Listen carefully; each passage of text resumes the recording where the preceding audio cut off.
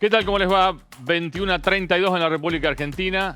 Hacemos nuestro penúltimo programa de televisión en este segundo año de Cuestión de Fondo. Seguimos el año que viene, ya está asegurado, mal que les pese a muchos, pero nosotros seguimos. El mismo horario, el mismo día. Las disculpas por no haber podido estar la semana pasada, por la transmisión que se hizo de los recambios institucionales, pero obviamente la llegada del presidente hizo variantes en toda la programación oficial y la programación del canal. Pero bueno, aquí estamos con un programa con mucha información. Porque esta semana arrancó con el pedido de 10 años de cárcel al intendente de la ciudad, Sergio Barisco, algo que no nos sorprendió, de alguna manera acá lo hemos anticipado hace ya varios meses, casi cuando arrancó el juicio.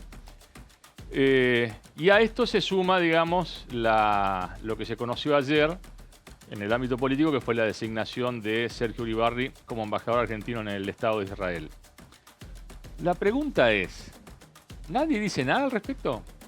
O sea, ¿está todo bien, digamos? Porque acá únicamente yo lo escuché al exdiputado nacional y ex convencional Rodolfo Miguel Parente, casi con nula difusión. Pero bueno, digamos, o sea, Uribarri tiene 8 causas por delitos de corrupción. 8. Ni una, ni dos, ni tres. 8. Que ya 2 de ellas tienen fechas para juicio, en abril y en agosto. Porque no tiene fueros, no lo comprende los fueros para no ser juzgado. Y fíjese lo que son las cosas, ¿no? Hoy mismo entró un pedido del doctor Raúl Barrandegui pidiendo la postergación del juicio de agosto. Hoy mismo. Pero tiene que estar acá, digamos. O sea, tiene que, más allá de que sea embajador en Israel, tiene que estar acá. Pero insisto con el tema de las preguntas, digamos. Y fundamentalmente la gente de la oposición, nadie tiene que decir de la oposición, de la Asociación Israelita o de la AMIA. Nadie va a decir nada al respecto, digamos. ¿Tanto compromiso tenían o tienen algunos dirigentes? Bueno, en fin. Uribarri seguramente va a ser designado. Digamos que en sectores del peronismo alineados con Bordet, que estaban muy distantes con Uribarri, es como que celebraron esta ubicación de Uribarri a 14.000 kilómetros, ¿no? Pero la preocupación es esto de decir, ¿por qué se sigue designando o por qué se premia a quienes tienen tantas causas por delitos de corrupción en este momento porque es como que va a contramano de lo que decía Alberto Fernández en su discurso inaugural ante el Congreso de la Nación, que le cayó muy bien a la mayoría de los argentinos, digamos, ¿no? Me parece que es como que ir a contramano de eso. Bueno, nos metemos en el programa con estos temas. Juan Cruz, vos vas a desarrollar el tema de la causa narco, ¿no? Exactamente, vamos a poner la estructura de Daniel Tavicelis, el organigrama que realizó en su momento la Policía Federal Argentina y que derivó en esta investigación que está llegando a su final. Estructura, los roles y la acusación del Ministerio Público Fiscal hoy en Cuestión de Fondo. Señor Osvaldo Cherep. ¿Cómo le va, señor Daniel? ¿Cómo fue la primera semana como gobernador? Una semana repleta de decisiones polémicas, una semana repleta de derogaciones de decretos del gobernador saliente Miguel Lifchit y una semana en la que emergió, digamos, las pretensiones del nuevo ministro de Seguridad con la voluntad de los policías. Vamos a contar lo que venía sucediendo hasta hoy y lo que finalmente hoy terminó pasando, que es el pase a retiro de todos los jefes de las 19 unidades regionales de la provincia de Santa Fe. Bien. Ayelén, vos estuviste viendo la realidad del Hospital Fidanza, ¿no? Acá cerquita. Así es, estuvimos recorriendo el Hospital Fidanza y viendo cómo ha cambiado lo que era en el primer momento el viejo leprosario, donde la gente quedaba depositada por una enfermedad, a lo que es hoy, donde se atiende a gran cantidad de ancianos, se ha convertido en un lugar, en un geriátrico. Hace un año que el señor Luciano Garro, a través de su tarea, denunció a este hombre, ¿no? Que denunció periodísticamente por su crecimiento patrimonial. Pasó un año y vos vas a contar qué pasó, digamos, cuánto avanzó la justicia, ¿no? Avanzó, ¿no? Avanzó muchísimo y nos va a obligar a repetir parte del informe que presentamos hace un año, porque se corroboró todo y cada una de las cosas que denunciamos. E incluso hay algunas cuestiones más. Cómo se lo va acorralando a Vitulo y las primeras vinculaciones que podrían extender un poco más la investigación, pero que complicarían más al ex legislador provincial. Bien. Lo tenemos en piso al intendente de la ciudad, Adán Humberto Val. ¿Cómo anda, intendente? ¿Bien? Muy bien, muy bien. Una Daniel. semanita. ¿Tan bien? O sea, ¿qué fue lo más difícil de esta semana? Y lo más difícil fue el momento del trágico desenlace de Fiorella, que impactó, en lo personal y obviamente a todos los paranaenses. Eso fue realmente lo más duro. Todo lo otro es trabajo, es ponerle energía, arrancar temprano, trabajar, meter muchas horas. Está bien. Eso fue lo más difícil. Hacía mucho tiempo que un intendente saliente no hacía un relato tan fuerte contra un intendente que como el que se fue, como Sergio Barisco, como el que hizo usted en el Teatro 3 de Febrero. Usted hizo ese relato sin pisar el Palacio Municipal. ¿Cuánto cambió a partir de que pisó y vio todo? Se verificó después de haber recibido el acta el día anterior. También tuvimos un poco más de elementos. Ya cuando se firmó ese acta pudimos detectar que muchísimos pasivos no estaban reflejados en la contabilidad, porque al no tener partidos... No estaban. No, claro, al haber pasivos, compromisos que digamos, están dando vuelta, cuando en un momento determinado tiene que tener la imputación presupuestaria. Cuando no existan las partidas no se imputan. Al no estar imputado es como un pasivo oculto, podríamos decir, ¿no? Entonces eso aparece como un pasivo que no está registrado, pero no está registrado porque no tuvo imputación presupuestaria. Eso incrementó bastante también lo que dije yo ese día en el teatro. Pero bueno, estamos trabajando y trabajando para resolverlo. Pues yo le insisto, uno ha visto que de inmediato se ordenaron tareas de bacheo, digamos, en las diferentes, que es digamos, uno de los grandes problemas que tiene el tránsito en la ciudad. Pero la pregunta es, bueno, ¿qué pasa con la planta de personal del municipal, digamos? O sea, usted dijo que, recuérdeme, que ingresó en este año, ¿cuánta gente? Más de 1000 personas. Más de 1000. ¿Ustedes Sí. tenían el dato de que era la mitad? O sea, en principio teníamos el dato porque eso surge de la liquidación de haberes, de sueldos. Ahí se puede detectar con facilidad. Ujú. Ese dato lo teníamos. Bueno. Y también ese dato lo tuvimos cuando el Tribunal de Cuentas nos informa de la insuficiencia presupuestaria y por qué muchas de esas designaciones y contrataciones son nulas porque no tenían el respaldo presupuestario. Eso fue lo que motivó nuestra denuncia y eso fue de alguna manera lo que motivó que a medida que se fueron cayendo no se volvieron a hacer esos contratos por insuficiencia presupuestaria.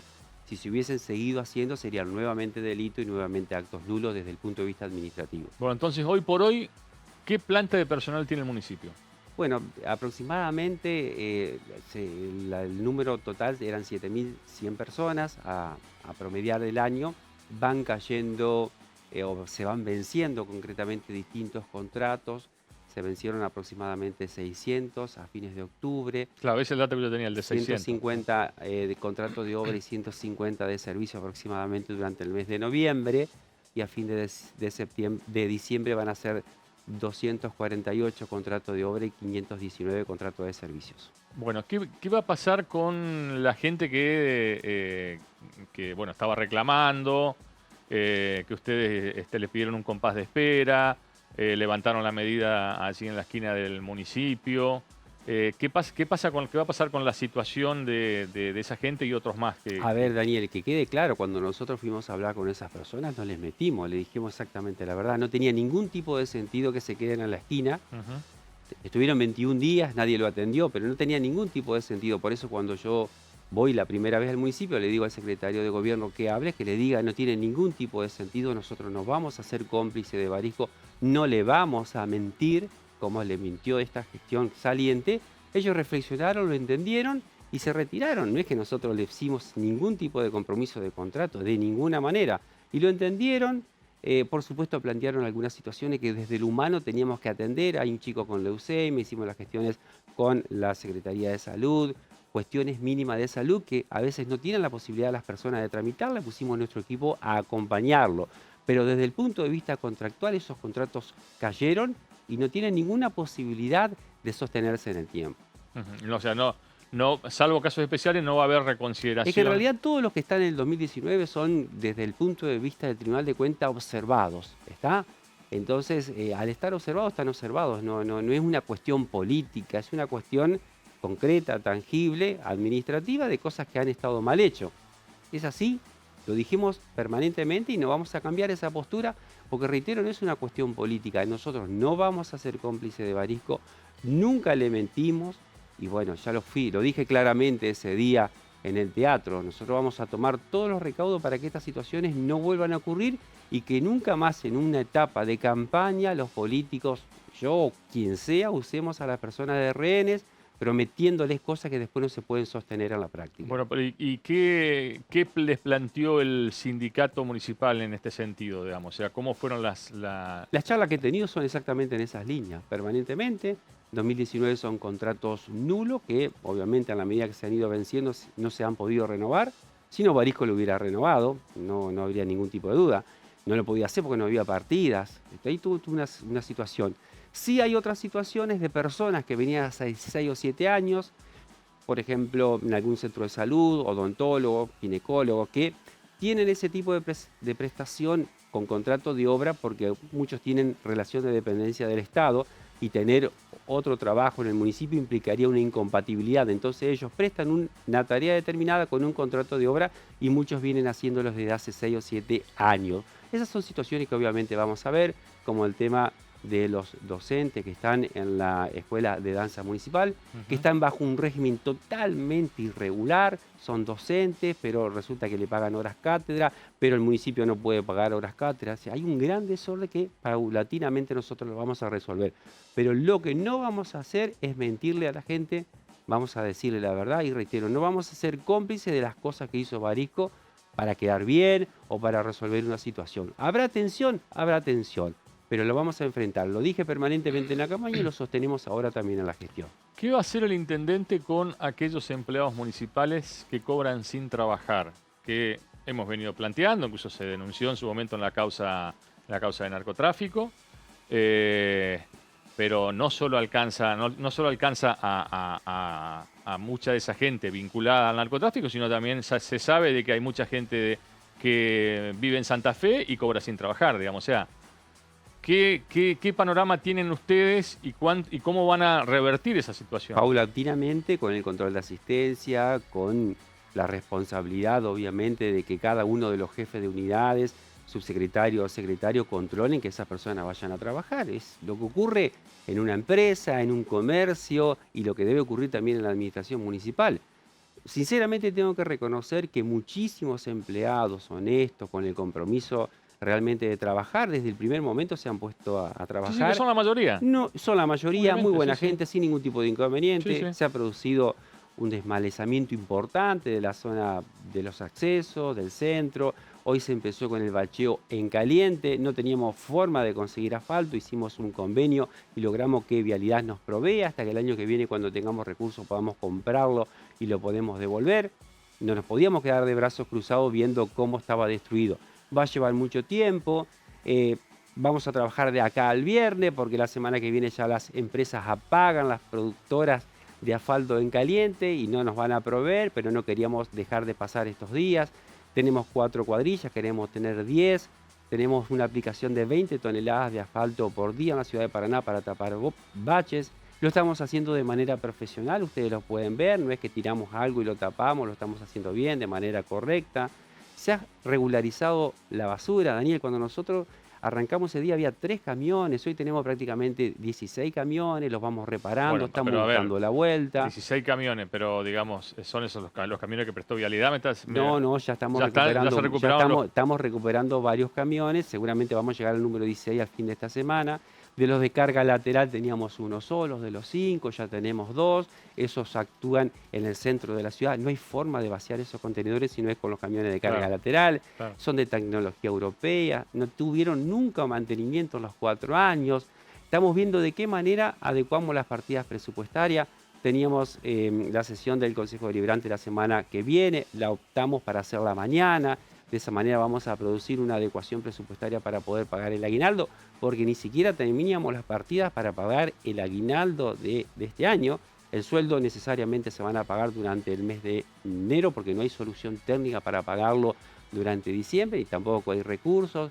Encontramos un municipio devastado, pero... ¿Qué pasa con los proveedores? Que contaba, me acuerdo que contaba Santiago Valles, el secretario de Gobierno, que tuvieron que salir a reunirse con los proveedores para de garantizarles, bueno, de que iban a cobrar las deudas, pero que vuelvan a trabajar, digamos, con el municipio, ¿no? 2 cosas al respecto, Daniel. Hay muchísimos pasivos que necesariamente tienen que ir a verificación. La ordenanza que va a aprobar mañana el Consejo Deliberante va a autorizar al Ejecutivo a, diríamos, disponer una comisión verificadora de créditos con profesionales altamente calificados para que en no más de 2 meses todos los proveedores que se sientan con derecho a creencias vayan a verificar su crédito con la documental respectiva para pagar lo que corresponde efectivamente pagar. Y estamos trabajando para que cada uno de ellos pueda cobrar como corresponde, armando el flujo de fondo. Eso indudablemente va a ser el año que viene, pero bueno, es trabajo, responsabilidad, hacer las cosas bien. Por eso fui tan contundente ese día en el teatro, porque muchas veces uno lo dice y parece que no se entiende, pero la verdad que nosotros estamos recibiendo el municipio con un déficit que es más de 1/4 del presupuesto, sin máquinas, con un montón de situaciones. Y bueno, tenemos que buscarlo con gestión, con trabajo. Por eso el equipo que hemos conformado realmente es un equipo que está funcionando muy, pero muy bien en la parte de servicios públicos, en la parte de obras públicas. Bueno, todos los funcionarios realmente están funcionando muy, pero muy bien. Y por eso se logró estos pequeños e incipientes resultados durante esta semana que se van a ir sosteniendo e incrementando en el tiempo. Me imagino que se habrá interiorizado sobre la acusación fiscal de los fiscales federales en el juicio contra Sergio Barisco, donde le piden 10 años de cárcel, ¿no? Me imagino que sí, que habrá leído bastante. Sí, como todo vecino salió en todos los medios. Sí. Yo creo que todos los paranaenses... La pregunta es, ¿qué va a hacer con la gente ligada al narcotráfico que sigue estando dentro de diferentes dependencias del municipio? A ver, Daniel, yo lo dije, durante esta época entraron miles de personas. Seguramente hay muchas personas que pueden tener algún tipo de vinculación. Ahora, en la medida que eso esté en una instancia judicial, que tenga una condena, uno toma la medida correctiva necesaria. En el mientras tanto puede haber un montón de personas que tengan algún tipo de vinculación y que nosotros no lo podemos detectar. Por eso trabajamos codo a codo con la Policía de Entre Ríos, con la Policía Federal y estamos atentos a este tipo de situación. Nosotros no tenemos ningún tipo de compromiso con nadie, solamente con los paranaenses. Entonces, cuando detectemos una situación de esas características con los elementos suficientes, vamos a tomar las medidas que correspondan administrativas, ¿no? Después estará la justicia que tome las medidas que correspondan desde lo legal. ¿Alguien de la oposición intentó acercarse a usted a lograr alguna audiencia, alguna reunión? No, en particular Nadie. no, pero no hemos tenido inconveniente, el Consejo Deliberante se ha integrado, han hablado. Sí, se suma Barisco, digamos, al Consejo Deliberante también, sí. Se le ha explicado a los concejales las 4 ordenanzas que van a tratar mañana, se les ha informado, se les ha explicado cada una de las dudas que tenían. bueno, hemos tenido ningún tipo de inconveniente. ¿Piensan ampliar lo que ya denunciaron penalmente? En la medida que aparezcan elementos, sin ningún tipo de duda. Intendente, gracias. Muchas gracias a Pase ustedes. buenas noches. Gracias. Bueno, Juan, nos metemos justamente en lo que pasó esta semana, donde lo más fuerte fue el pedido de parte de los fiscales de los 10 años de cárcel, ¿no? a Sergio Barisco. Exactamente. Vamos a ir poniendo un poco en orden una acusación que alcanza a más de 30 personas en uno de los juicios, calificado por el propio fiscal Candiotti como el más importante que han juzgado en este último tiempo. Para arrancar, comprender que Daniel... No, yo creo que es el más importante desde la democracia hasta acá, digamos, ¿no? En este juicio contra el narcotráfico. Es probable. Comprender que la banda de Daniel Tavicelis no era un simple puntero de barrio, sino que era una banda que había logrado una estructura para distribuir a los distintos punteros que incluso han sido juzgados varios de ellos por la justicia federal. Ante ese crecimiento, Celis comprendió que era necesario legitimar su poder territorial en la zona oeste de Paraná, y para ello surge el movimiento vecinalista del oeste. Este movimiento que él lo catapultó a ser, como dijo Bordeira en su declaración indagatoria ante los jueces y ante los fiscales, un gran militante social. Así lo calificó Bordeira a Daniel Tavicelis, líder narcotraficante, ¿sí? En esa tarea de legitimar su poder territorial, Celis logró el acuerdo político, narcopolítico, con la campaña entonces de Sergio Barisco y después con la gestión de Sergio Barístico. Vamos a empezar a desarrollar las placas, porque vamos a ver los roles, vamos a ver quiénes son quiénes, cada uno de los acusados. Ahí tenemos, para la justicia, Daniel Tavicelis y Miguel Titicelis, uno de sus hermanos, funcionaban en tándem, eran los jefes de esta banda. Vemos que eran dos estructuras que parecían estar separadas, pero que funcionaban de manera articulada. Tavicelis en la zona oeste y Miguel Titicelis, que vivía en San Benito.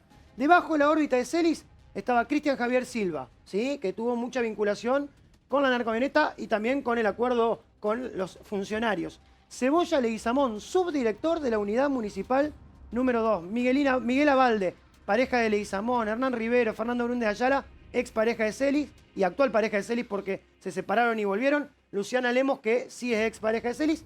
María Laura Zurita, que se contactaba con Yamila Corradini y de ese modo era la articulación entre las dos bandas. El Manco Bartorelli, que era también el integrante de la banda de Titicelis. Jonathan Romero, Miqueas Córdoba y Patricio La Rosa. Vamos a avanzar en el pormenor. Hay 3 organigramas que en realidad forman parte de uno, pero que nosotros los dividimos para que sea mucho más entendible para la audiencia.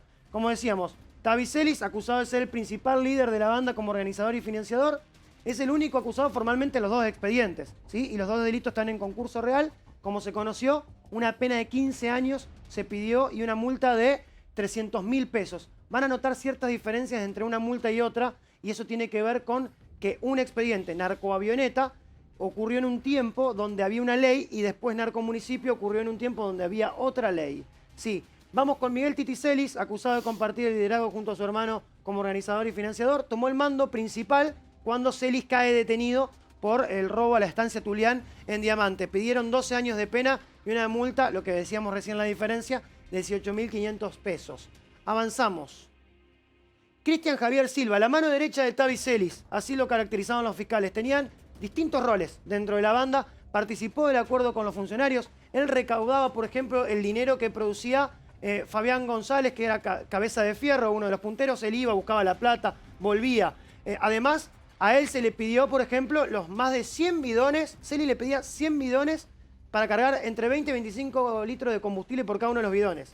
Él intentó decir que era para correr karting. Pero bueno, también le pidió aeronafta, también para correr karting. Largaban acá y llegaban a Trelew. Sí, una cantidad importante, ¿no? De aeronafta para karting. Bueno, esto fue obviamente rebatido por la teoría del fiscal. 8 años de pena y una multa de 15.000 pesos piden para Silva. Hernán Jesús Rivero, director administrativo formal de la unidad municipal número 2, recomendado por Celis ante la consulta de Barisco. Esto fue clave. Le preguntaron a Celis, ¿usted recomendó a Rivero? No, Barisco me preguntó y yo le dije que sí, que iba a andar bien, porque él estaba en el MBO, en el Movimiento Vecinalista del Oeste, y había trabajado en la campaña con él. Se encargaba de garantizarle a Celis camiones de residuos sin GPS, recordemos la escucha conocida, para el traslado de droga justamente a San Benito. Ellos decían que eran muebles, pero la fiscalía entiende que era droga. También trasladaban droga en una Kangoo que tenía Rivero, que era propiedad del municipio. Fue a la cárcel, esto también surgió en el juicio. Había reuniones en la unidad penal número 2 donde estaba Celis. Reuniones de gestión de la unidad 2 se desarrollaban dentro del penal para ver qué cancha de fútbol desmalezábamos, para ver qué árbol podábamos. Eso ocurría Claro. en la cárcel. Servicio a la comunidad. Un servicio a la comunidad, por supuesto. Pasamos a la siguiente. Miguel Cebolla Leguizamón, gracias a una denuncia anónima en su contra, es que empieza esta investigación. En 2015 denunciaron que Leguizamón estaba traficando droga en la zona sur de la ciudad. Eso empezó, insisto, fue el hilo que empezó a tirar la Policía Federal en una investigación de mucho tiempo, con mucha paciencia, que permitió llegar a este juicio. Como decíamos, eso es lo que estábamos explicando, acusado de ser coautor del comercio y traslado de estupefacientes, agravado porque intervinieron 3 o más personas, eso hay que aclararlo. Miguela Fidelina Valde, pareja de Leguizamón también, vinculada en la banda de narcotraficantes dentro del área que correspondía a Celis. Acá se empieza a ver algo, las mujeres y los menores, las mujeres y los chicos, cómo son utilizados, ¿sí?, por los líderes del narcotráfico, más allá de que obviamente tendrán que hacerse cargo de las responsabilidades propias de cada una de ellas. Bueno, comunicaciones que lo incriminan, además del allanamiento donde se hallaron distintos elementos que vinculan con el comercio ilegal de estupefacientes y la propia droga que fue secuestrada en su momento. Pasamos a la siguiente. Bueno, las 2 parejas de Celis, ¿sí? Fernanda Brundes Ayala, que la pretendieron presentar como una militante social que entregaba bolsones, por supuesto, entregaba bolsones, era parte de la estructura esta que decíamos que Celis había construido para legitimar su poder territorial como narcotraficante. Cumplía varios roles, entre los cuales era buscar las recaudaciones también del dinero que cada uno de los punteros lograba a través de la droga que le daba Celis. Está acusada de coautora también del comercio de estupefacientes agravado y el traslado también. Luciana Lemos, clave en esta causa, porque si bien ella está imputada, se ha comprobado su participación, su declaración indagatoria aportó mucho dato que permitió develar gran parte de esta investigación y por eso a la hora de pedirle la cantidad de años, el fiscal Candiotti y los fiscales entendieron que eso podía morigerar esa pena y la acusaron de 4 años y 6 meses de prisión. Es una de las penas más bajas junto con los otros 2 imputados que también aportaron información. Pasamos a la siguiente placa. Mientras tanto veíamos, Lemos fue presionada hasta el hartazgo por Celis, ¿sí? Ahí lo vamos a ver en Narcomunicipio. Fue muy presionada por el líder narco. María Laura Zurita, varios roles también dentro de la organización del Tavi Celis. Era la encargada de comunicarse con Yamila Corradini. Esto que decíamos, la interacción entre las 2 bandas de los hermanos. Una de las encargadas era Zurita, justamente. Yamila Corradini, ella estaba ya dentro de la estructura de Titi Celis. Era la pareja del hermano del Tavi. La investigación asegura que asistía y colaboraba en el comercio. Era, como decíamos, la interlocutora de la parte de Titi de las 2 bandas. Partícipe secundaria, en este caso, se le acusa del delito de comercialización y traslado de estupefacientes. Avanzamos. A la siguiente ya nos metemos en el área que manejaba Titi Celis. Julio César Manco Bartorelli, ¿sí? Él se encargaba de la distribución y comercialización de la droga en distintos puntos de la provincia de Santa Fe. Esto hay que decirlo. Celis no solo lograba colocar su droga en la ciudad de Paraná, sino que llegaba a distintos puntos de la provincia y también a la capital santafesina. Obviamente lo proveía a Miguel Celis de estupefacientes y se lo acusó por el mismo delito que a la gran mayoría de los que integraban la causa. ¿Con quién lo hacía? Con Jonathan Iván Romero, que era el que le pedían la droga, él se la pedía a Bartorelli y Bartorelli se la pedía a Celis. Era el colaborador de Bartorelli a la hora de la distribución y comercialización, como decíamos, explicábamos recién lo de quién pedía y después de esa manera se tramitaba el encargue. Pasamos a la siguiente placa, vamos rápido porque hay un montón. Patricio La Rosa, era cercano, de mucha confianza de Titi Celis, ¿sí? Él lo acompañó a Córdoba a ver a Gastón de la Fuente, un personaje clave también en la causa que lo vamos a ver más adelante, en lo que tiene que ver con la logística de la narcoavioneta, ¿sí? Su camioneta Sabeiro Blanca apareció en las inmediaciones del campo donde aterrizó la avioneta, ¿sí? Fue Miguel Titi Celis y dijeron, está todo liberado. La fiscalía entiende que también estaba Patricio La Rosa. Miqueas Córdoba colaboraba con Titi Celis en el traslado, almacenamiento, fraccionamiento, financiamiento y venta de droga. También se lo acusó del mismo delito. Pasamos a la siguiente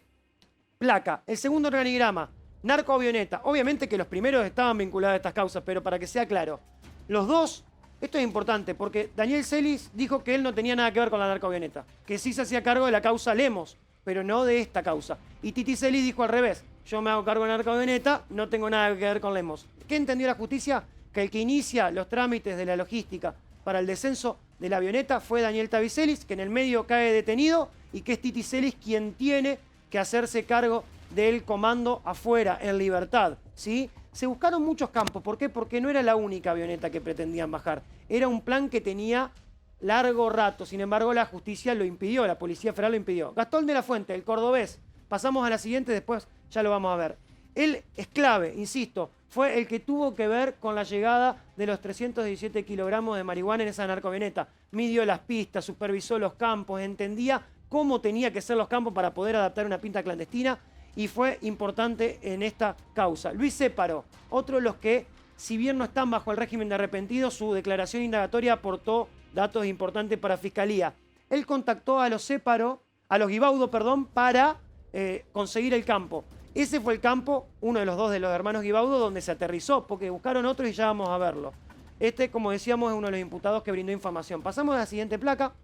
José Marcial Caballero, colaboró con Céparo en la logística por la narcoavioneta. Su camioneta, la S10, fue la que sirvió para cargar la droga cuando fueron interceptados por la Policía Federal en el campo de los Guibaudo. Se lo consideró coautor del delito de comercio y traslado de droga. También Raúl y Omar Guibaudo, los hermanos que hablaron con nosotros en su momento. La Fiscalía entiende que los Guibaudo sabían por completo que venía droga, que no había esta idea de los agroquímicos. Era una mentira de la defensa, y los acusó a 8 años también, como a la gran mayoría de estos integrantes que estamos analizando. Pasamos a la siguiente. Sergio Baldi, él desde adentro de la cárcel le propuso a Marco Velázquez, que lo vemos ahí abajo, que busque campos para la narcoavioneta. Buscaron, trabajaron, viajaron hasta Sauce de Luna, pero no fue con ellos que acordaron el aterrizaje de la narcoavioneta. Pasamos a la siguiente. Narcomunicipio, Daniel Tavicelis, y aquí tenemos, por un lado, los que estaban integrando la banda de Celis, y por el otro, los funcionarios con los cuales se había hecho el acuerdo. Luciana Lemos, Cholo Celis, otro de los hermanos, Nahuel Celis, el hijo del Cholo, Wilber Figueroa Lagos. Bueno, ahora vamos a verlo uno por uno cuando veamos la placa pormenorizada. Como decíamos, Eduardo Cholo Celis es hermano de Titi y Tavi se encargó de colaborar con Luciana Lemos en el comercio de cocaína. Él tenía el control de la organización una vez que Tavi seguía en preso y que Titi ya no estaba, por lo menos en esta causa. Es acusado de coautor del delito de comercio y traslado de estupefacientes. Nahuel Celis, el sobrino del Tavi y del Titi, es el hijo del Cholo, se encargaba del traslado de personas vinculadas a la banda, buscaba las mulas que venían a la terminal, incluso lo trajo a Wilmer Figueroa Lagos, que va a aparecer en la placa siguiente, si no me equivoco. Justamente, ciudadano de nacionalidad peruana, es quien proveía de cocaína a Daniel Celis desde Buenos Aires, primero con mula. Cuando Celis no pudo pagar un cargamento, vino y se le instaló en el departamento de Luciana Lemos, en la casa del propio Daniel Celis, y ahí empezó a ejercer presión para cobrar. ¿Por qué digo es importante esto? Porque el día que Luciana Lemos recibió 40.000 pesos, tanto de Griselda Bordeira o Pablo Hernández, lo tenía, por un lado, a Celis presionándola para que cobre esa plata, parte del acuerdo realizado en septiembre, sino que además lo tenía Wilmer Figueroa Lagos en su casa, ¿sí?, presionándola para que consiga la plata para pagarle. Es difícil creer, como dijeron el ex concejal y la ex funcionaria, que eran colaboraciones porque la familia la estaba pasando mal, sino que uno entiende que la plata iba, y la Fiscalía sí lo entiende, iba para financiar la actividad de narcotraficante. Estaba Figueroa Lagos en el allanamiento en la casa de Lemos, como también estaban Jonathan Haynes y Juan Manuel Gómez, que estaban comprando esos 3 kilos que fueron encontrados. Bueno, ellos eran los compradores, esos últimos que se iban a llevar para comercializar ese quilaje de cocaína.